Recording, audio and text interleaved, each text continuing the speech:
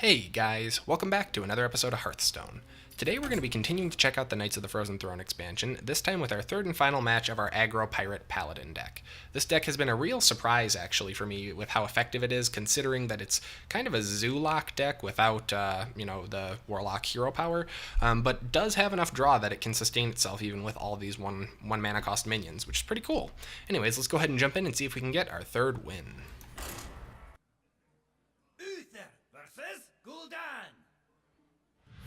Alright, probably a Zoolock here, maybe a Handlock. This should be a pretty good matchup. It's really going to depend on the draws. Nothing here that is a hard keep over a potential Keleseth draw, which we got. Nice. Fantastic. Not a ton of synergy cards here, but definitely a good curve. Oh, and for those who are wondering about this Stonehill inclusion, that's because I do not have Burn Bristle. I do not have the 2/2 Lifesteal Divine Shield guy.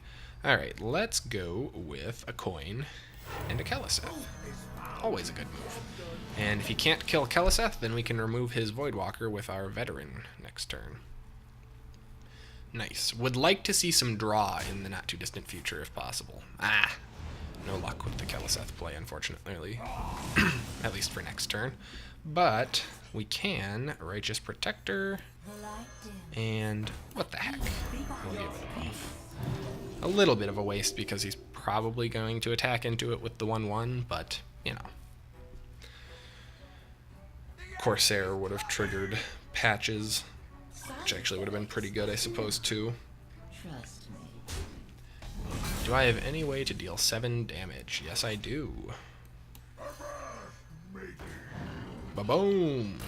Patches.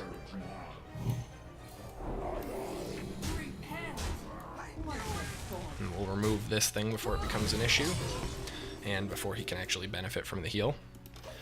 Nice. That was pretty solid. Do have to watch out, though. We are in Hellfire range, and we have no draw in hand. Here it comes. I can feel it. Nope. Shadow Bolt. Shadow Bolt? Huh. Thought most of these decks ran the one that makes you discard.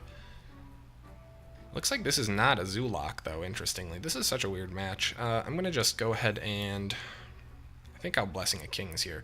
I'm kind of tempted to just Stonehill, but it's a little bit less efficient for mana, so we'll go with the Blessing of Kings. It'll also protect our Righteous Defender from a Hellfire play. I don't want to play too many minions, because it's fairly likely that he is going to drop some sort of AoE here. Maybe a Defile? Doomguard, hey. Oh, there goes Gul'dan. That's good for us. Awesome. Okay, so I will Stonehill now. And I will definitely take Tyrion. And I'm going to just go ahead and trade this guy away and get a recruit here. Pretty okay with how this game is going so far. We're sitting pretty well. He's lost his kind of closer here, so he doesn't have a ton of options without Gul'dan. He does definitely still have some big minions. I'm guessing he's got multiple, Infernals of all different types, the Abyssal as well, but we're still sitting pretty okay here. I could Southsea. I don't have a weapon, so it's not an awesome play, but the draw would do nothing, so let's Dread Corsair, and what the heck, we'll Southsea. And bop you for 1.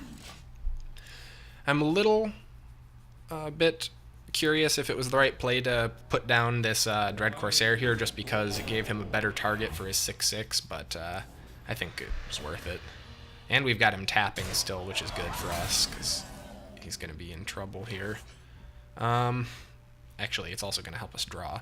Unfortunately, I don't really have much of a turn to go with here. I could draw 1 card from Divine Favor if I was so inclined, but I think it'd be a wiser move to hold off on that here. Do one of these. And just really hope he doesn't have any AoE to drop. In an ideal world, he plays nothing this turn.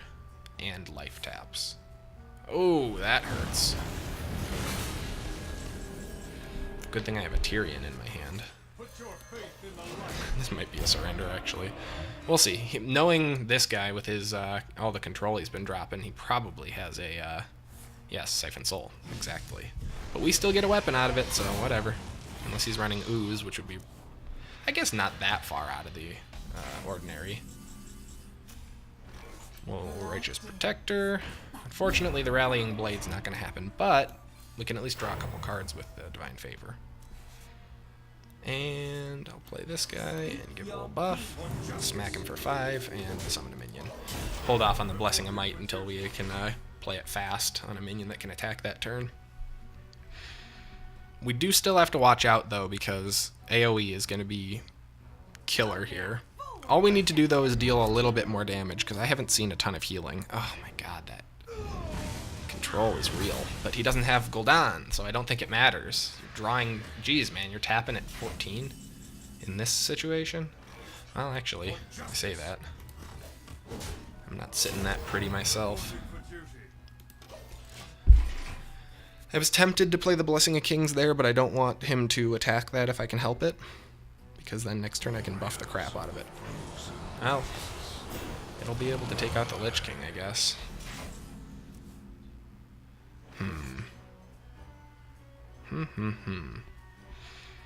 This would make it able to kill the Lich King, but it would die, and then I'd be back to 1 damage a turn, but it's still worth it, I think. There's no way that he's going to live. That said, I could just Blessing of Might my 1/1 and take 8 damage, which wouldn't be that bad considering where everything's at, and that we have a True Silver Champion in our hand. I think that's probably better, even though we won't... Well, no, it's not, because... Well, no, because we have more weapons. It's not.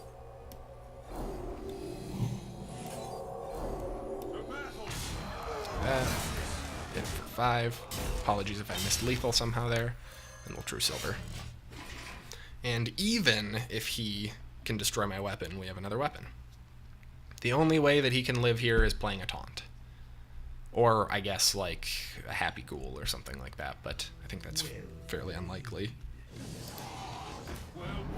There it is! Suicide. And fortunately, I think we actually got a longer match today, too. Almost 10 minutes, which is nice, because I know it's been a bit shorter of episodes lately. I got a comment recently pointing out fairly that longer videos can do better. I apologize, I've been a little bit busy, and we've been covering a lot of aggro decks, which tend to win or lose very quickly.